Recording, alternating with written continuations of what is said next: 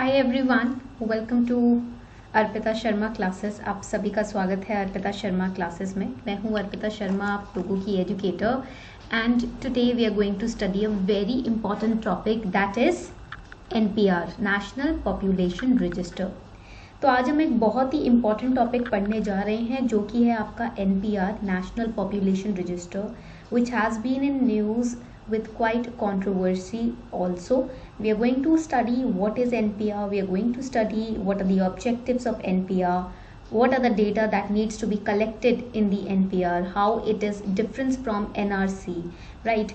All these points are important not just for mains but also for your prelims examination. As you have noticed that in 2020 there was hardly any question on NPR, but it was in news in the whole 2019. So we can speculate that in 2021 or 2022 they are definitely going to pitch one question from NPR. That is why we are going to study this topic today. Okay, now before we start the session, here's a small announcement for all of you. Session start करने से पहले आप सभी लोगों के लिए एक छोटी सी अनाउंसमेंट है। As you know that there are only 6 months remaining for UPSC CSE 2021 examination. सिर्फ 6 महीने बचे हैं 2021 के एग्जामिनेशन के लिए, and Unacademy is going to utilize these 6 months by launching the batch courses which are starting from 14th of December. 14th December से Unacademy 3 batches launch कर रहा है। First batch will be bilingual, second Hindi and third English. So they are Mission 2021 batches which are starting from 14th December, and I am also taking modern Indian history, medieval and ancient Indian history classes in these batches. You will be provided full syllabus coverage. Top educators on Unacademy are going to teach you, and also prelims and mains both exams will be targeted in these batches. Now this is for 2021. UPSC has also launched 2022 batches which is again starting from December 14th. If you are preparing for 2022, then also you can attend these batches, and in these batches you will be also prepared from interview perspective. Daily current affairs practice will be there, doubt clearing sessions, 100% syllabus coverage, and you can use the code Sharma20 to get 10% discount also on your subscription. अपनी subscription पर आपको easily 10% of मिल जाएगा अगर आप ये code use करते हो Sharma20. This will provide you 10% instant discount. So do not waste any time and join these batches. Link is given below in the description box. Okay, so let's start the class then. So when we talk about national population register, जब हम बात करते हैं NPR की, it is national population register, and it is prepared every time when the census is prepared. जब census prepare किया जाता है, the population count, this is also prepared. Okay, so NPR और National Population Register, why it is in news? ये news में क्यों है, हम ये पढ़ने वाले हैं. Secondly, what is NPR? Then the necessary data that is required in NPR, the objectives why NPR is prepared, and the other facts regarding NPR. These are the points that we are going to study today. ये सारे points आज की class में हम पढ़ने वाले हैं. ठीक है, why it is in news, what is NPR, necessary data, objective and other facts. So let's start the session without any delay. Session शुरू करते हैं. I hope all of you are ready. So first point, what is NPR? सबसे पहला point आता है कि NPR आखिर है क्या. So it is a kind of a list. ये एक तरीके का लिस्ट है, and this list will contain the names of the usual residents. ठीक है, इस लिस्ट में क्या होगा, हमारे कंट्री के जो यूजुअल रेजिडेंट्स है उनका नाम होगा.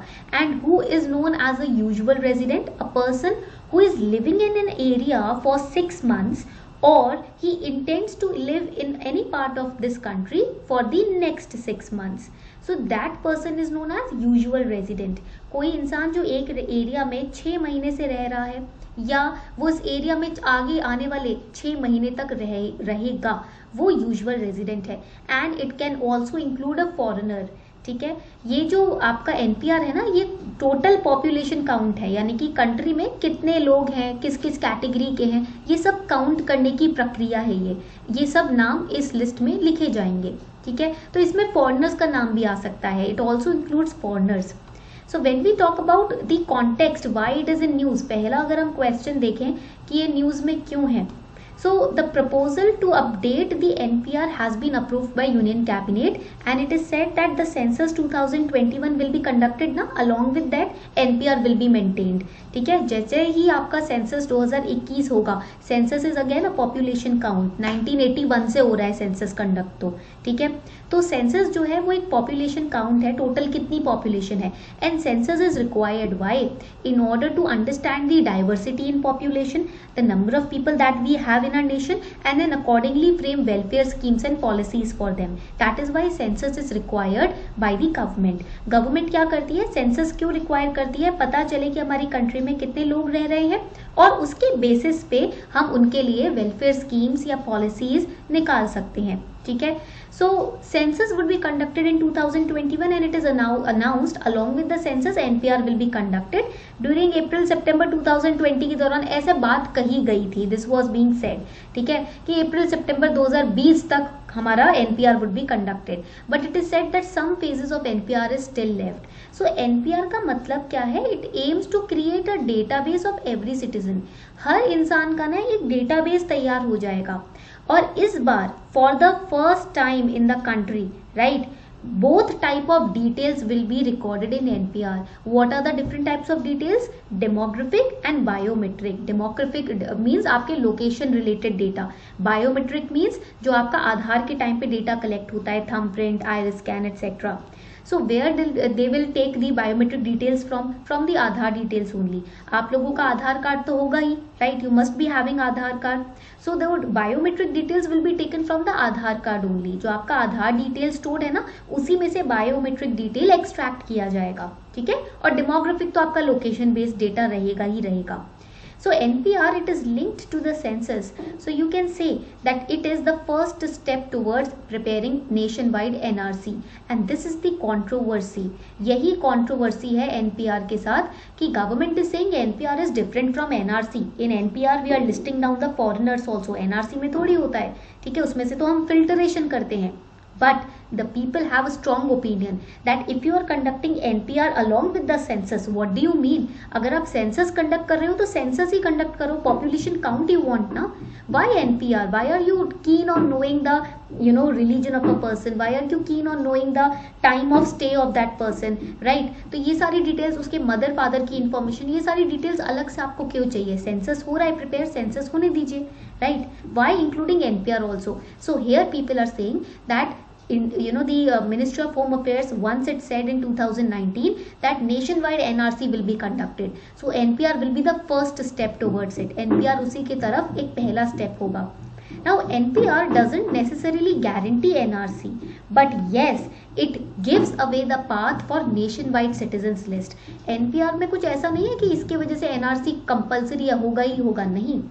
बट हाँ, ऐसा कह सकते हैं कि अगर आप एक सिटीजन्स का लिस्ट तैयार कर रहे हो, इसका मतलब यही है कि एनआरसी कंडक्ट करने की प्लानिंग गवर्नमेंट के माइंड में कहीं ना कहीं चल रही है nation wide.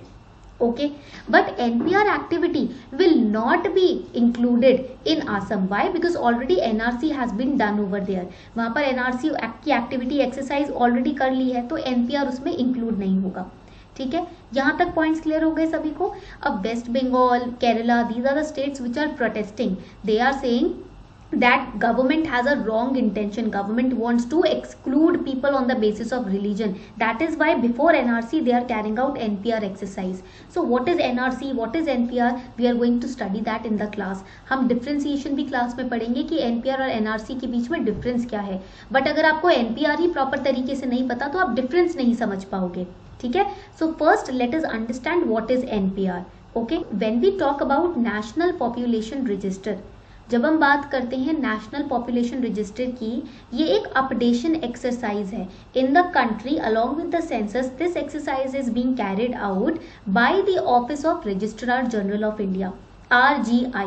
Now Registrar General of India is very important for your prelims examination. ये जो पोजीशन है ये आपकी प्रीलिम्स एग्जामिनेशन के पर्सपेक्टिव से काफी इंपॉर्टेंट है. दो चीजें अभी आपको याद करनी है. You have to remember 2 points over here. First point is NPR. What is it? It is an updation exercise. Okay. Second thing, with which exercise it is being conducted? With census 2021. Third point you have to remember, who will conduct NPR exercise? Registrar General of India. Under which ministry? Under Home Ministry. And Assam will not be included. Why? Because already it has recently completed the NRC exercise. तो एक और नया burden उसके ऊपर नहीं डालेंगे, तो असम को एक्सक्लूड कर रहे हैं. इतनी बात क्लियर हो गई सभी को? First let us understand the most important topic, that is registrar general of India. ये टॉपिक आपका प्रीलिम्स में कम से कम 4 बार क्वेश्चंस इसके ऊपर आए हैं. In prelims at least 4 times they have asked about RGI. So first let us solve this doubt. पहले इस पॉइंट को पढ़ लेते हैं कि आरजीआई कौन है. Current RGI in India is Vivek Joshi, right, the registrar general of India. This position is held by a civil servant. You are going to become the civil servant in the future. So when you will reach the rank of a joint secretary, जब आपकी promotion होती जाएगी, experience बढ़ता जाएगा, आप joint secretary की rank पे achieve करोगे, तब आपको रजिस्ट्रार जनरल ऑफ इंडिया बनने का मौका मिलता है. So a joint secretary, a civil servant holding this rank of joint secretary gets the chance to become the registrar general of India. And what is the duty of registrar general of India? He or she is involved in the census exercise, in the NPR exercise. जो population count, citizens list की exercise होती है, which is conducted on a very huge scale, very huge range, which needs very crucial management system in place in India. That exercise is conducted under the leadership of registrar general of India. And this position ना, registrar general of India and census commissioner, क्योंकि आप census की exercise भी करवाओगे तो census commissioner भी होते हो. registrar general of India because you carry out the listing of the citizens, right? So that exercise is also being carried out by you. So this position was formed in 1961. ये जो position थी registrar general of India की, ये 1961 में establish की गई थी. By which ministry? Ministry of Home Affairs. आपका census, NPR, all of this comes under Ministry of Home Affairs. ठीक है, इतनी बात सबको समझ आ गई. So when we talk about the registrar general of India, जो कि Ministry of Home Affairs के अंडर इसको हमने create किया है. And why this position has been created? For carrying out 2 kind of exercises, census of India and linguistic survey. हमारी country में linguistic survey भी होता है. In which particular state how much population of the country speaks this language, कितनी population Tamil बोलती है, कितनी population Hindi बोलती है, ठीक है, कितनी population ब्रज भाषा बोलती है. तो ये linguistic survey होता है and census of India. Both these exercise are conducted by registrar general of India. ठीक है, पॉइंट्स क्लियर हो गए रजिस्ट्रार जनरल के? इतनी बात क्लियर हो गई. अब समझ लेते हैं कि सेंसस क्या होता है. What exactly is census? तो पहला जो सेंसस था, जिसको हम बोलते हैं कि population count, census is also known as the population count. First census was conducted in 1870s. 1870 में पहला 1870s के आसपास पहला सेंसस कंडक्ट किया गया था. Around it is said 1881 was the year in which the first census was conducted, but the planning started from 1870s. Independence के काफी समय बाद जाकर हमें रियलाइज हुआ that we need to keep a vigil on the population of the nation. Partition के बाद काफी इमिग्रेंट्स इंडिया आए थे. After partition there were many people who were homeless, who came from Pakistan to India, who went from India to Pakistan. So after few years, after around 30 years, we had this need to maintain a population count in order to understand what diversity does it exist in India. किस तरीके की diversity India में exist करती है, ये पता लगाने के लिए. And also after independence we were keen on rolling out the welfare schemes, welfare acts and policies for the countryman, right. अपने देश के लोगों के लिए हमें वेलफेयर स्कीम्स, पॉलिसीज भी रोल आउट करनी थी. तो इसीलिए पॉपुलेशन काउंट जरूरी हो गया था to understand how much percentage of vulnerable communities we have, how much percentage of old people और विमेन और children we have in a country. ठीक है, so that is why this exercise was started. Now Indian census is the largest single source of variety of statistical information. Statistical means the percentage of people who are male, female and children and old people, percentage of people living below poverty line, percentage of people living above poverty line. All these statistical information we require to understand the characteristic of people of India. Accordingly we can frame policies. अगर हमें पता ही नहीं होगा कि vulnerable communities कितनी है, तो हम कैसे उनके लिए सही एक्ट, सही लॉ तैयार करेंगे. ठीक है, इसीलिए सेंसस की एक्सरसाइज इंपॉर्टेंट है. Now it is said that the next census will be conducted in 2021. ठीक है। नेक्स्ट सेंसस जो होगा वो 2021 में कंडक्ट होगा, except JNK, Himachal Pradesh and Uttarakhand. अब ये जो 2021 की एक्सरसाइज है ना, ये डिजिटल होगी कि मैनुअल? ये एक्सरसाइज डिजिटली कंडक्ट होने वाली है, ठीक है। Very good Nitin Sumit, very good. This exercise will be conducted digitally, okay, and it will be conducted in 18 languages. अब जो 2015 की एक्सरसाइज थी ना, वो एक्सरसाइज 16 लैंग्वेजेस में कंडक्ट की गई थी। The last census exercise it was conducted in 16 languages, but now this 2021 exercise will be held in your 18 languages, ठीक है, 18 लैंग्वेजेस में होगी। अब ये 18 लैंग्वेजेस में होगी विच out of the 22 scheduled languages, and English language will also B included in these 18 languages, okay. और इसका जो रिजल्ट है ना, वो कब निकल कर आएगा? When will we get the result of this exercise? By 2024-25, 2024-25 तक 2-3 साल तो लगते हैं प्रॉपर लिस्ट बनने में, ठीक है। क्लियर हो गई बात आपको? चलो आगे बढ़ते हैं। The option of other under the gender category in this exercise, 2021 के एक्सरसाइज में एक और चेंज है। One change is that other का जो ऑप्शन होता है ना जेंडर कैटेगरी में, in the gender category the option that we have of other that will be replaced by third category. उसको चेंज करके थर्ड कैटेगरी आ जाएगा, ठीक है। This is the change. Secondly, it will introduce code directory to streamline the process regarding different data that has to be collected. There will be different codes, ताकि हमारे लिए easy हो जाए इन्फॉर्मेशन को नोट डाउन करने के लिए, store करने के लिए हमारे लिए प्रोसेस इजी हो जाए। तो इसमें कोड डायरेक्टरी होगा और जेंडर है, जेंडर चेंज होगा, यानी कि अदर की जगह थर्ड जेंडर मेंशन होगा। एक और पॉइंट ये है कि हमेशा NPR या सेंसस की एक्सरसाइज में राशन कार्ड नंबर लिया जाता था। Every time in the census ration card number was taken, but in 2021 the ration card number will not be taken, ठीक है। इस एक्सरसाइज में 2021 की एक्सरसाइज में राशन कार्ड नहीं लिया जाएगा, ठीक है। तो पहला सेंसस हमारी कंट्री में कब हुआ था? This can be asked in prelims. When was the first census conducted? In 1881, ठीक है। 1881 में पहला सेंसस हुआ था। And it will contain what kind of information? कौन सी इंफॉर्मेशन होगी इस सेंसस में? It will have information on size, distribution, that means in how much area or till what extent the vulnerable communities are living or the tribal people are living.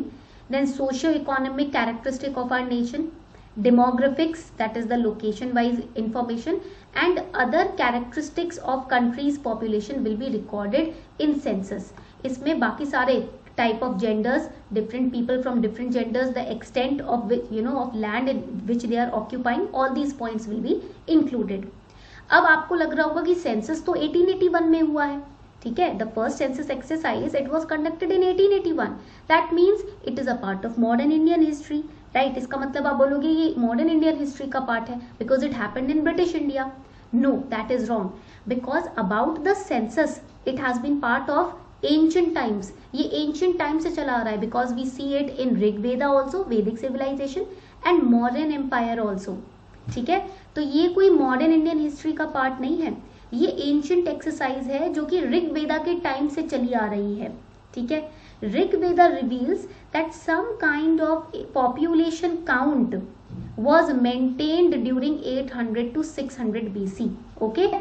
So this exercise was conducted during the Vedic civilization also, which is a part of ancient Indian history, okay. तो उस time पर भी हमारे ऋग्वेद में, Rigveda is the earliest Veda that is written, the earliest literary source that we find in India regarding the ancient Indian history, that is Rigveda. तो ऋग्वेद के time से ये एक्सरसाइज चली आ रही है। Then secondly it was mentioned in Mauryan empire also in Arthashastra written bye Kautilya. अर्थशास्त्र किसने लिखा था? कौटिल्य ने लिखा था 3rd सेंचुरी BC में। उसके अंदर भी कलेक्शन ऑफ पॉपुलेशन स्टैटिस्टिक्स लिखा हुआ है। The Mauryan administration for framing taxation policies, it used to note down it used to list down the population of the state. Taxation purpose के लिए, taxation policies निकालने के लिए मॉडर्न एडमिनिस्ट्रेशन में भी पॉपुलेशन काउंट बनाना जरूरी था, ये हमें पता चलता है अर्थशास्त्र से। Then in the medieval Indian history, this is ancient, medieval Indian history में during the time of Akbar also we find an Akbari report which included comprehensive data related to population, industry, wealth and the other characteristics. तो यहाँ पर हमें N Akbari में भी references मिले हैं कि पॉपुलेशन काउंट किया जाता था। अर्थशास्त्र में भी और ऋग्वेद में भी. So it is an ancient exercise, not a present day exercise. यहां तक पॉइंट्स क्लियर हो गए सभी को? Now let's start with national population register, the in detail information. National Population Register, in the starting of the class I told you it's a list of usual residents of the country. हमारी country में usual residents. Now usual residents definition is also given. A person who is living in a local area for at least कम से कम 6 महीने, for at least 6 months, or he has the intention to stay in a particular area of our country or particular location for the next 6 months. कोई ऐसा इंसान जो कि अभी 6 महीने से एक एरिया में रह रहा है या आने वाले 6 महीने किसी पर्टिकुलर लोकेशन में रहने की प्लानिंग कर रहा है, वो यूजुअल रेजिडेंट हो जाएगा. ठीक है. And what are the legal provisions which are related to NPR. अब एनपीआर से related, because if there are no legal provisions you can not carry out this exercise. अगर इसकी लीगल बैकिंग नहीं है ना तो ये गलत हो जाएगा, वॉइड हो जाएगा. Every exercise that is conducted और carried out in India, it is backed up with some legal provisions. ठीक है, विद सम एक्ट और some rules. So NPR is also being prepared under the provisions of Citizenship Act 1955 and Citizenship Registration of Citizens and Issue of National Identity Card Rules 2003. तो आपको ये बहुत important तरीके से याद रखना है कि प्रीलिम्स के लिए it is very important that which legal provisioning is banking the NPR exercise.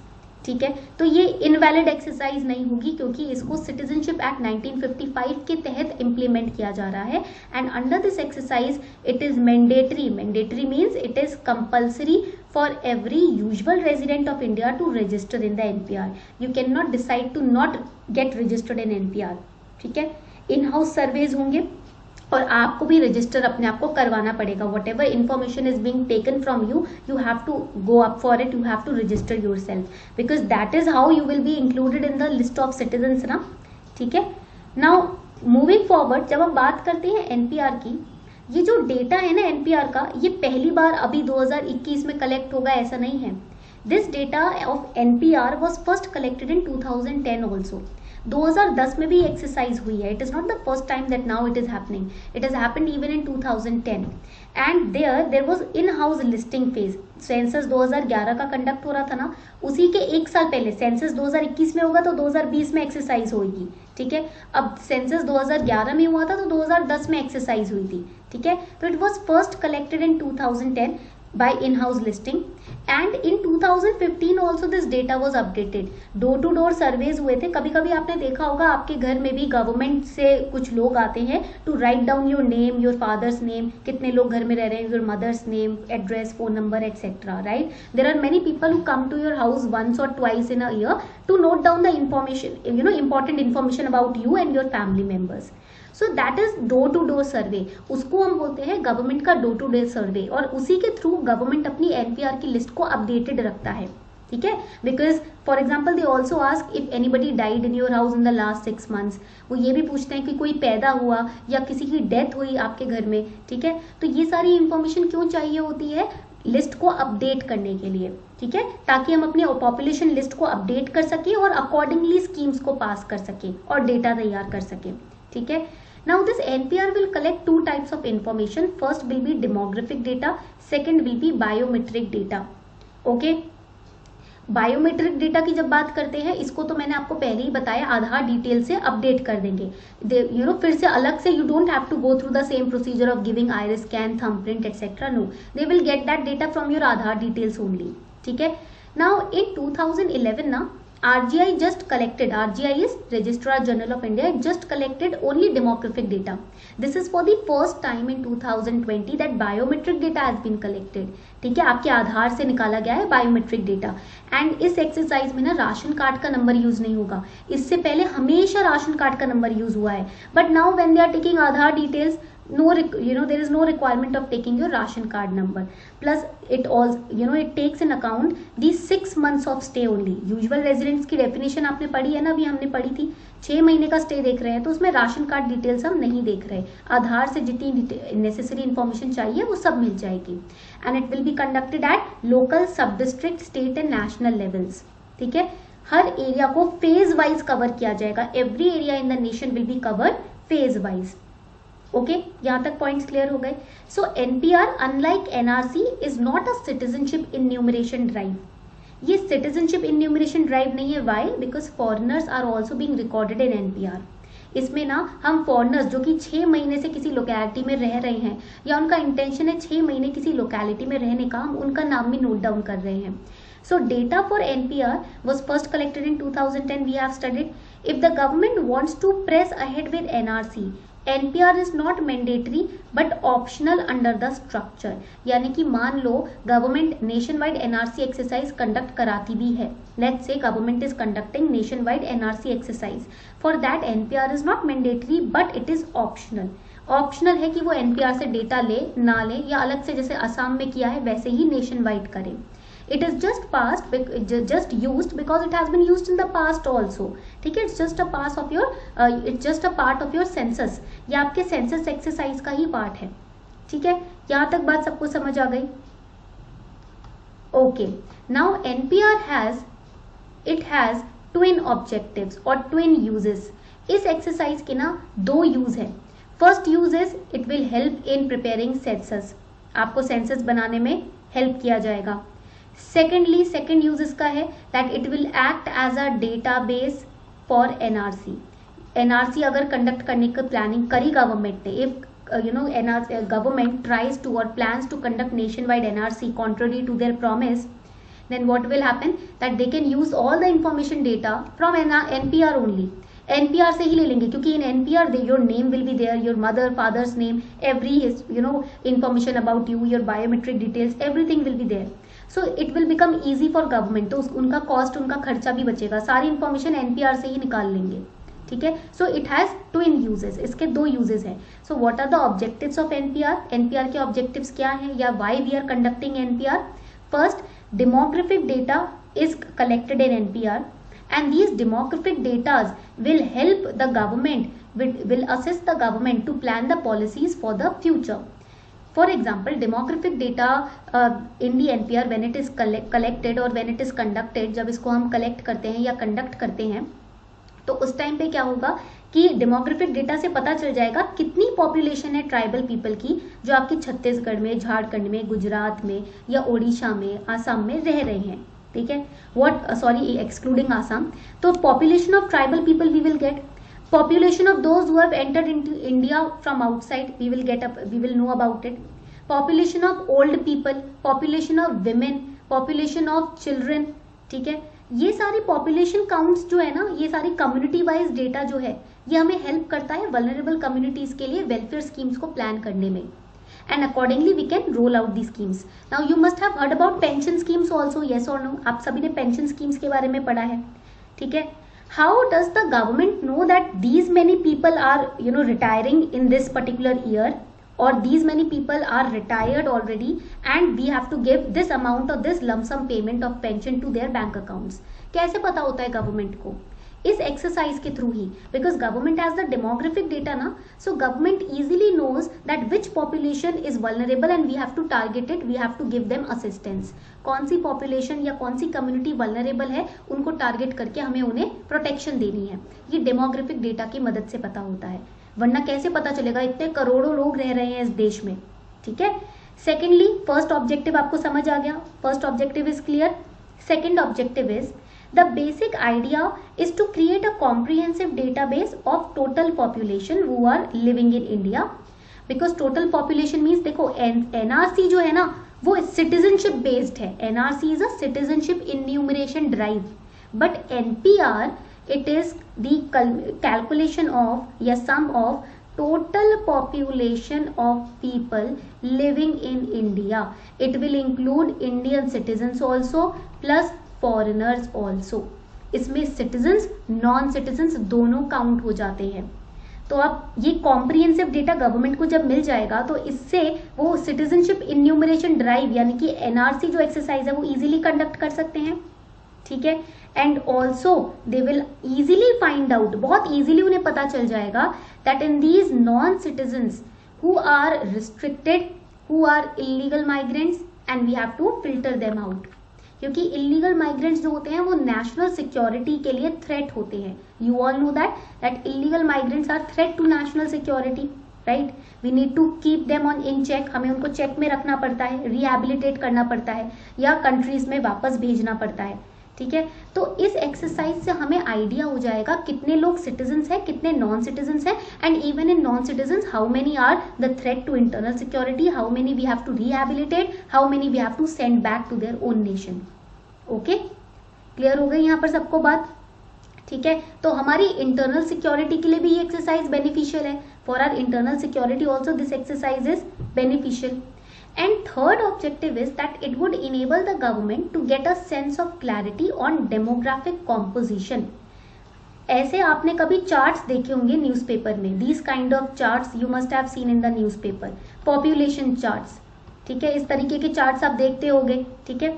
तो इतने परसेंट ओल्ड हैं, इतने परसेंट डिजीज स्ट्रिकन है, ठीक है, इतने पर्सन आपके कैंसर पेशेंट्स हैं। अभी आप देखोगे in newspaper whenever any editorial that comes on the information on cancer और कोरोना वायरस पेशेंट्स के ऊपर जो भी न्यूज आती है, ठीक है, how many percentage have been cured, how many percentage are hospitalised, how many people are infected with leprosy और इन्फेक्टेड विद ट्यूबरकुलोसिस और dengue, this percentage we get from these counting only, ठीक है। ये जो पूरी परसेंटेज है ना, we get from the demographic composition only, ठीक है। ये लिस्टिंग जो होती है, डोर टू डे सर्वेज जो होते हैं ना, इससे हमें ये डेमोग्राफिक डिटेल्स मिलती हैं। तो गवर्नमेंट के लिए ये भी इंपॉर्टेंट है ताकि वो इंफ्रास्ट्रक्चर को भी अकॉर्डिंगली अपडेट करते रहें, so that accordingly infrastructure can also be updated, ठीक है। इतनी बात क्लियर हो गई सभी को। So now the next question comes, अब नेक्स्ट क्वेश्चन आता है that who is responsible for NPR exercise, किसकी जिम्मेदारी है एनपीआर के ऑर्डर्स देने की। Who will conduct this exercise, registrar general of India. Conduct कौन कराएगा, registrar general of India, but जिम्मेदारी किसकी है, responsibility and the implementing body, these are two different things. कौन इम्प्लीमेंट कराता है वो अलग चीज है और जो ऑर्डर देता है वो अलग चीज है।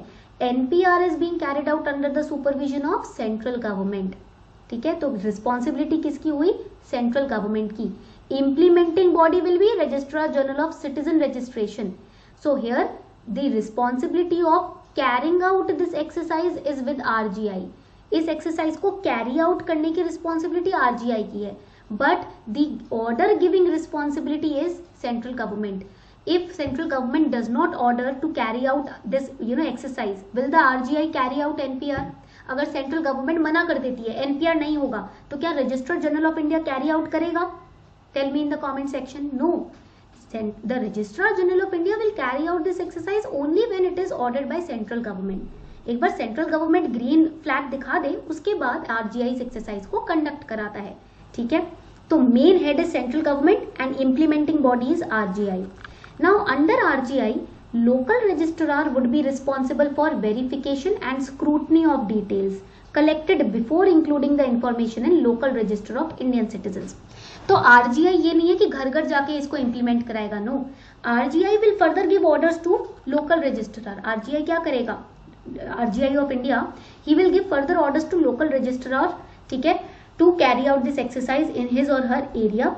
Once the door to door survey is conducted, then it will be scrutinized or it will be verified or monitored by local registrar.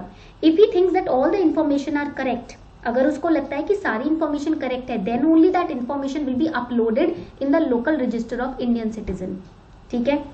And the citizens whose citizenship presents doubt would be given the opportunity to be heard by sub district और taluk registrar of citizen registration.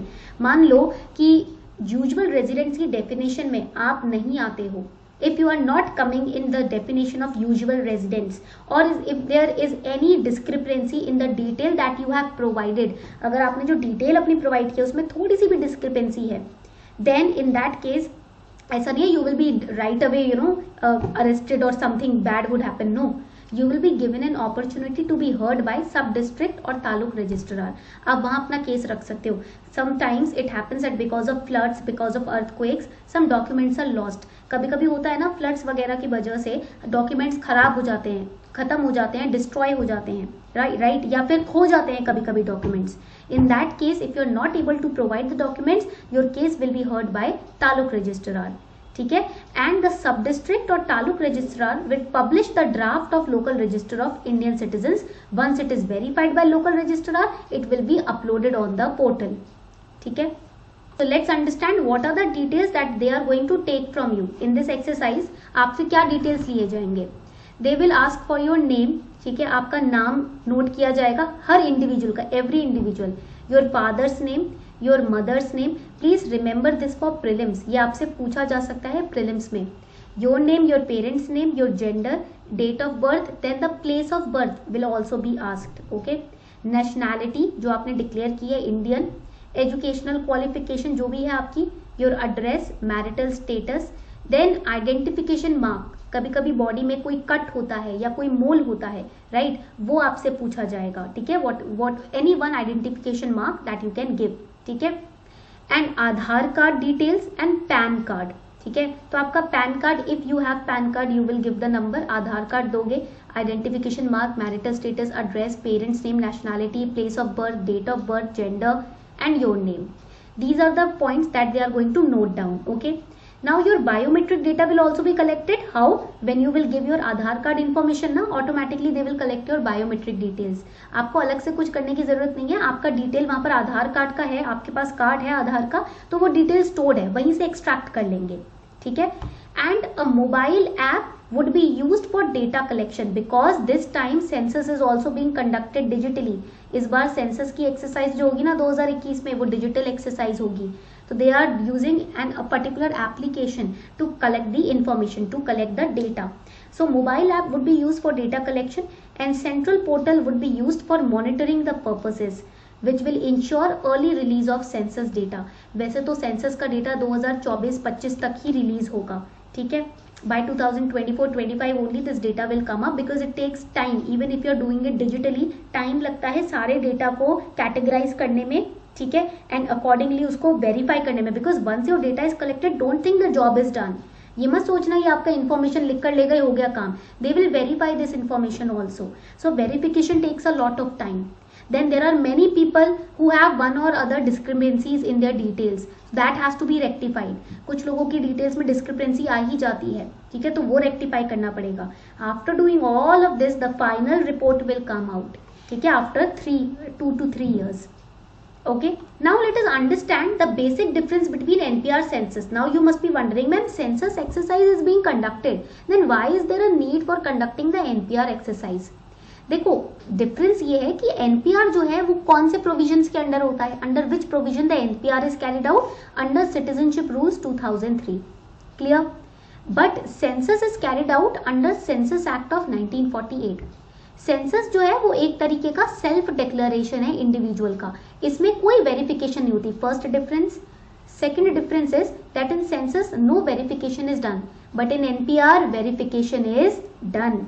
I told you NPR में verification होती है, scrutinisation होती है, they will verify all your details, ठीक है। तो this is the second difference between NPR and census, okay. The commonality between these two is that registrar general of India and census commissioner of India, ठीक है, ये आपकी commonality है कि इसके अंदर दोनों ही सिविल सर्वेंट्स होते हैं, बट पोजीशन का नाम डिफरेंट होता है। Both of them are civil servants but the name of position, the tag that is given to you is different. So NPR is conducted by Registrar General of India and Census is conducted by Census Commissioner of India. This is the third difference, ठीक है। अब बात करते हैं आपके census data making की। Census के अंदर आपकी जो बायोलॉजिकल डेटा है, बायोमेट्रिक डेटा है, वो इतना इंपॉर्टेंट नहीं है, डेमोग्राफिक बहुत इंपॉर्टेंट है।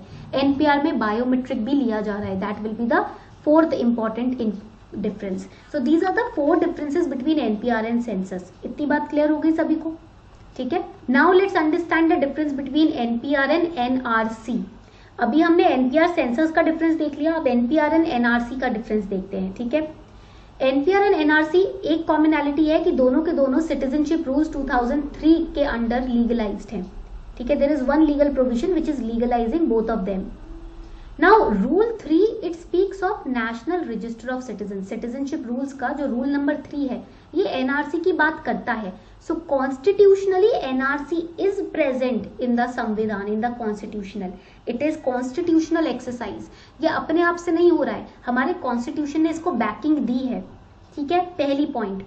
बट इन एनपीआर, ठीक है, एनआरसी की अगर हम बात करें कि वो तो रूल 3 उसमें बात करता है, रूल 4 जो है it speaks of preparation of NRC for rest of India. That is why government is keen on undertaking the nationwide NRC exercise. Many people were saying that this is unconstitutional. You cannot carry out nationwide NRC exercise. But it is mentioned in the Constitution Rule 4. It says that there is a need for preparing nationwide NRC also. And Rule 4A, it speaks of NRC for Assam. Rule 4A जो है वो असम के लिए NRC की बात करता है. तो all these NRC related exercises that are being talked about, they are talking from a constitutional point of view. Constitutional point of view से बात की जा रही है. ठीक है.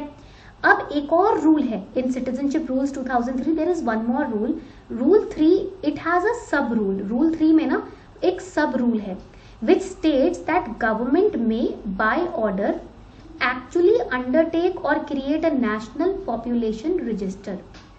Rule 3 is talking about NRC, and in this rule the sub rule 4 talks about NPR. That is why the critics are saying that government's intention is not good. Government is saying we are not planning to conduct nationwide NRC, but your intentions are something else because you are conducting NPR. NPR is the sub rule of rule 3. That means eventually you will conduct NRC also. आप कह तो रहे हो कि nation wide NRC नहीं conduct करोगे, but rule 3 का सब रूल 4 बोलता है एनपीआर आपको कंडक्ट करनी है कंट्री में. यानी कि इनडायरेक्टली आप रूल 3 भी लागू करने वाले हो, एनआरसी भी कंडक्ट कर ही दोगे एनपीआर के माध्यम से. ठीक है. So NPR is an exercise which ultimately converges with NRC. NPR जो एक्सरसाइज है वो NRC में ही आकर समाहित होने वाली है. इसलिए हमें पहले से ही गवर्नमेंट की इंटेंशन समझ आ रहे हैं कि there is going to be an NRC in the entire nation. ठीक है. अब जब हम बात करते हैं NRC की, ठीक है, it considers only citizen of India. This is the difference. NPR considers all the people in India irrespective of the fact that they are citizens or not non-citizens. तो एनपीआर में क्या है, all the people are counted. NRC में only citizens are counted. This is the basic difference between NPR and NRC. यहाँ तक point clear हो गया. So this was today's class. I hope you all enjoyed today's session. If you really enjoyed it, then do not forget to like, share and subscribe. Thank you.